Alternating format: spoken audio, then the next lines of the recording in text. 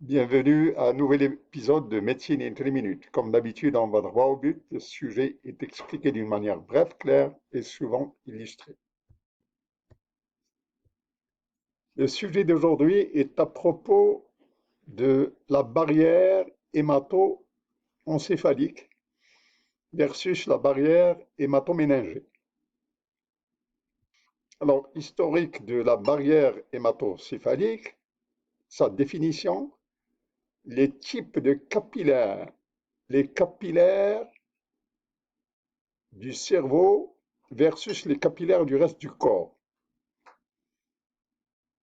Les, le transport transcellulaire, la fenestration, les jonctions serrées, la glycoprotéine P, les astrocytes, la claudine, l'occludine, le liquide céphalo-rachidien versus le transport à travers la barrière hémato-encéphalique, le GLU1 et glucose transfert, et enfin nous allons aborder les organes circumventriculaires. Il y en a 7, la neurohypophyse, l'éminence médiane, la glande pinéale, l'organe subcommissural, l'organe subfornical, l'OVLT et l'aéra postrema. Alors en 1885, Paul Ehrlich injectait le bleu tripant à l'animal. Eh bien, ce bleu tripant, il a coloré pratiquement tous les tissus du corps en bleu, sauf le système nerveux central et les nerfs périphériques. D'où la notion de barrière hémato-cérébrale. Alors, qu'est-ce que c'est que la barrière hémato-cérébrale? C'est une membrane, semi-perméable qui est sélective et qui sépare le sang circulant du tissu nerveux. Alors cette membrane, elle permet la diffusion de l'eau et des substances liposolubles. Elle entraîne un transfert sélectif pour le glucose et les acides aminés et elle empêche la rentrée des substances neurotoxiques lipophiles. Alors la barrière hémato-encéphalique ou cérébrale, elle a plusieurs fonctions. Parmi ces fonctions, elle stabilise le micro-environnement du neurone. Elle protège le neurone contre les produits neurotoxiques. Elle maintient une concentration des neurotransmetteurs à l'intérieur du cerveau. Et elle empêche le mouvement des substances chimiques vers le tissu nerveux. Alors, pour comprendre ce transfert, il y a lieu d'étudier la structure des capillaires dans le corps. Alors, les capillaires du corps, il y en a essentiellement 3 types. Il y a ce qu'on appelle les capillaires continus, qu'on localise essentiellement dans le tissu nerveux et les tissus musculaires. La deuxième catégorie de capillaires sont des capillaires qu'on appelle les capillaires fenestrés, qui sont pourvus de pores ou de fenêtres, et qu'on localise essentiellement dans le tissu glandulaire et dans les glomérules rénaux. La troisième catégorie enfin de capillaires, c'est les capillaires sinusoïdaux, qu'on localise surtout au niveau du foie et de la rate. Alors, avant d'étudier les capillaires du système nerveux, il faut d'abord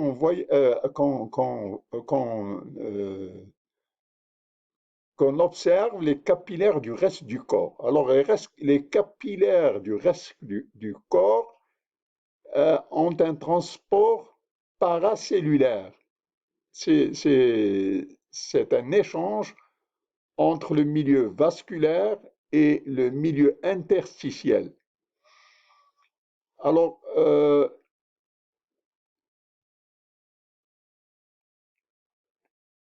les molécules, les grandes molécules et les molécules polaires, avec un pôle hydrosoluble, elles peuvent croiser L'endothelium, l'espace, l'interstice endothelial, l'espace entre l'endothelium. Ce sont les petits points jaunes qu'on regarde ici, qu'on localise ici. Il y a une présence de fenêtres, donc c'est ce qu'on appelle le phénomène de fenestration, qui permet la transcytose. La transcytose, c'est un transport vésiculaire. Alors, les capillaires du système nerveux, ils sont continus. Alors, ces capillaires continus qui sont responsables du transfert hémato-encéphalique, ils sont dotés de ce qu'on appelle les jonctions serrées. Ce sont ces petits points verts qu'on localise sur la paroi du capillaire. Il existe également ce qu'on appelle la glycoprotéine P, c'est ce qu'on voit ici en rouge. Il existe un tissu de soutien qu'on appelle les astrocytes. Alors, les jonctions serrées de l'endothélium sont présentes, elles empêchent ces jonctions, elles empêchent le transport paracellulaire. Dans les capillaires continus, le transport transcellulaire est pratiquement faible.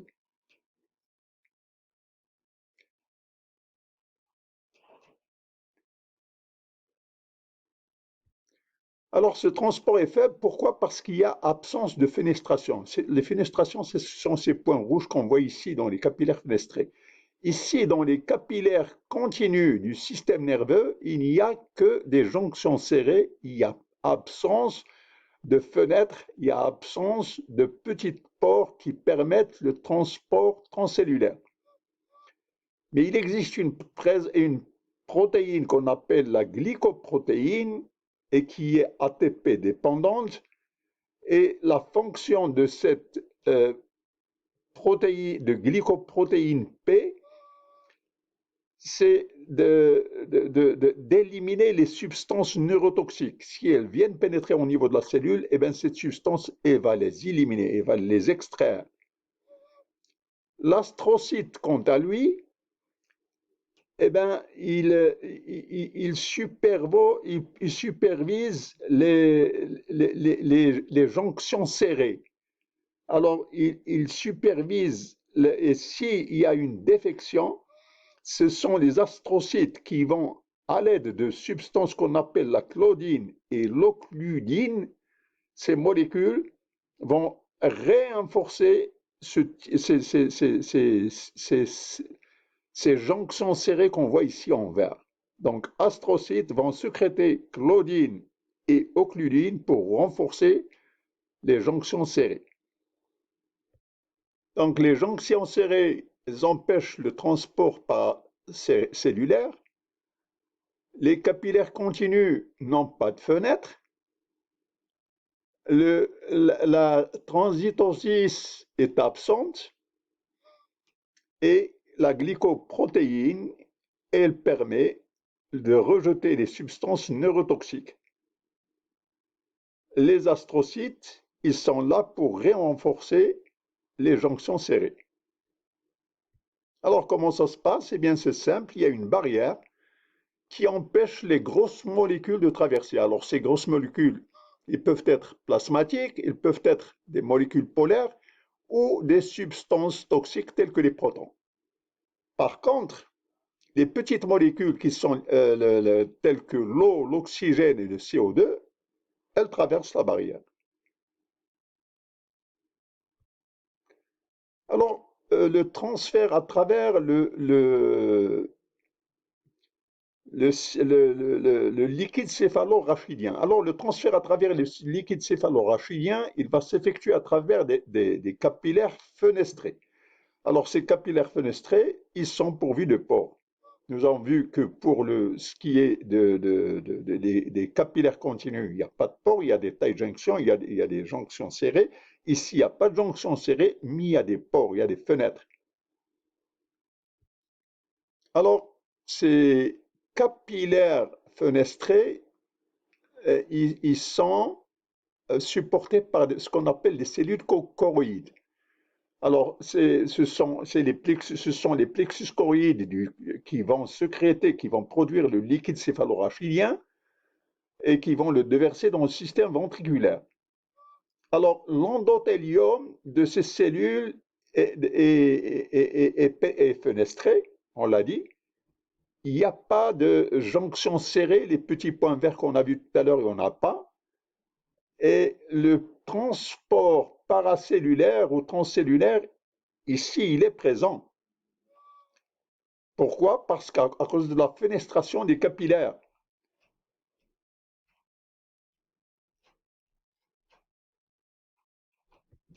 Alors, quand on compare les capillaires continus et les capillaires fenestrés, eh bien, les capillaires continus, ils sont pourvus de jonctions serrées. Il y a le support des astrocytes pour ces jonctions serrées. La glycoprotéine P, elle empêche la pénétration de substances lipotoxiques. Pour ce qui est du capillaire fenestré, eh ben, ces petites fenêtres elles vont permettre le transfert paramembranaire. Un deuxième élément en ce qui concerne la barrière cérébroméningée, eh ben, c'est la présence de cellules choroïdes. Mais que se passe-t-il pour le glucose? Eh bien, 90% de l'énergie des neurones, elle provient du glucose. Or, le glucose, c'est une grosse molécule. Donc, c'est une grosse molécule qui peut pas traverser la barrière hémato-cérébrale. Alors, pour le glucose, il existe une molécule, il existe un transporteur qui permet de faire traverser la molécule. Ça s'appelle le GLU1. Alors, le GLU1, pourquoi? Parce qu'il est insuline indépendant. Maintenant, quand on analyse cette barrière hémato-cérébrale qui ne laisse rien passer à travers les grosses molécules, il existe quand même des points, il existe quelques ouvertures de cette barrière. Alors, les quelques ouvertures de cette barrière sont là, ils sont autour du troisième et du quatrième ventricule, et ça s'appelle des organes circumventriculaires. Circumventriculaires, c'est-à-dire autour des ventricules. Alors, il existe 7 points de pénétration. Alors, le premier, c'est la neurohypophyse. Le deuxième, c'est l'éminence médiane. Le troisième, c'est la glande pinéale. Le quatrième, c'est l'organe subcommissural. Le cinquième, c'est l'organe subfornical. Le sixième, c'est l'OVLT. Et le septième, c'est l'air post-tréma. Voilà les points de pénétration, d'échange entre le tissu nerveux et la barrière hématologique. Merci d'avoir assisté à cet épisode de Médecine en 3 minutes. Voulez-vous appliquer le bouton like, d'adhérer à la chaîne si vous ne l'êtes pas? Vos suggestions sont toujours bienvenues. Merci.